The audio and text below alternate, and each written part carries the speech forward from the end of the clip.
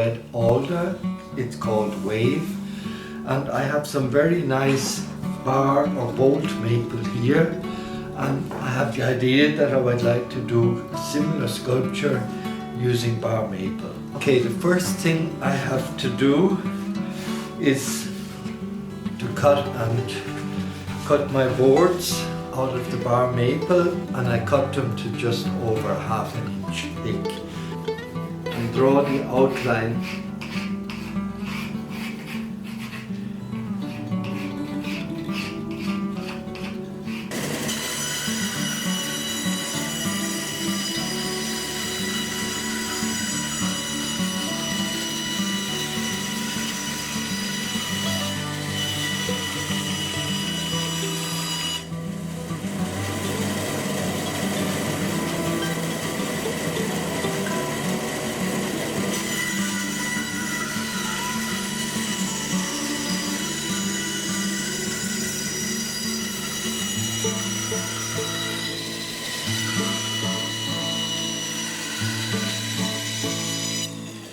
I then lay the piece I have cut out on the wood and draw the outline.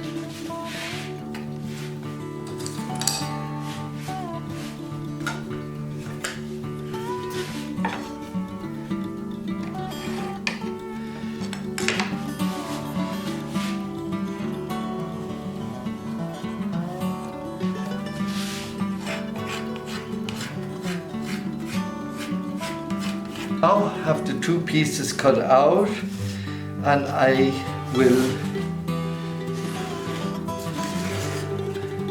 make some further adjustments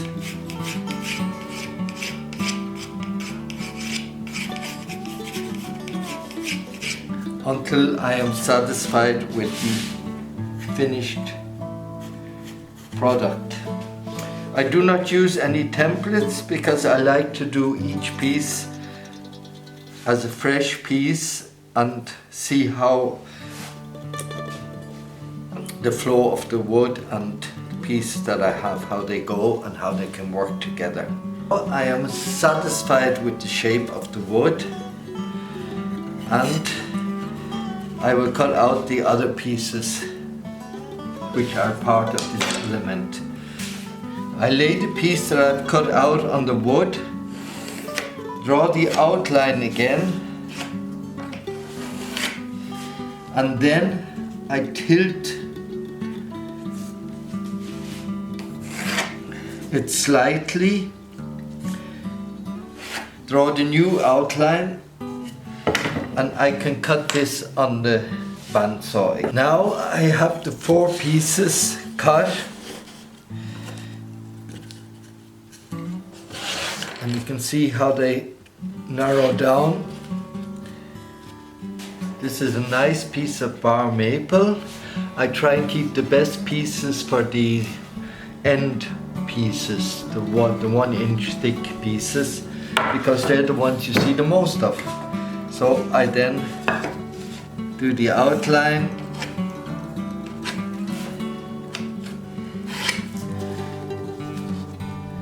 Tilt it a bit.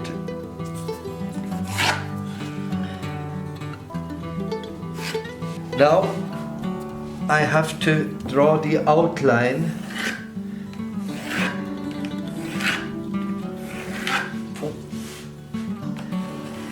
from the one piece to the next piece, because now we are going to cut out the wood, so we have this cavity in which I can place the light bulb.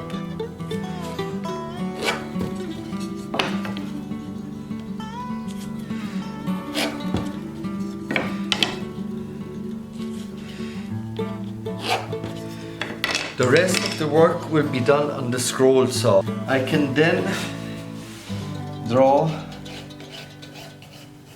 the cavity.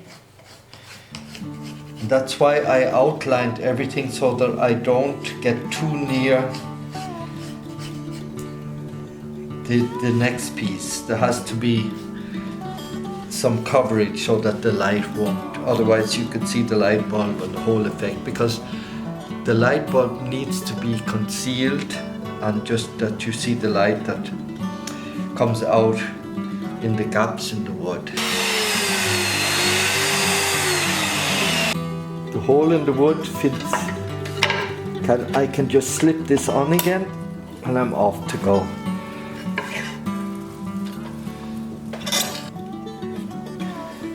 I cut this out at an angle about 13 degrees.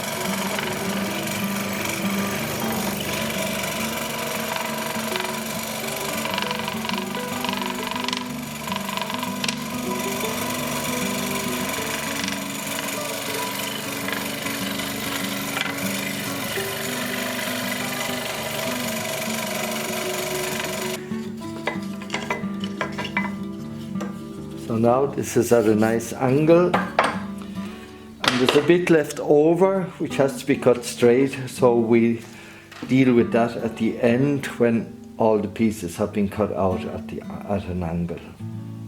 We fit that on the next piece and draw a slightly smaller hole. The cavities have now been cut out, and because they were cut at an angle, they go very smoothly from front to back, so the light can travel without throwing too many shadows inside.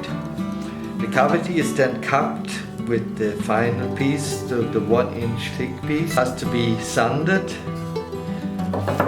using belt sander and orbital sander with finish with 320 grain. And the inside has to be done by hand, just to get the slight burn marks caused by the scroll saw off.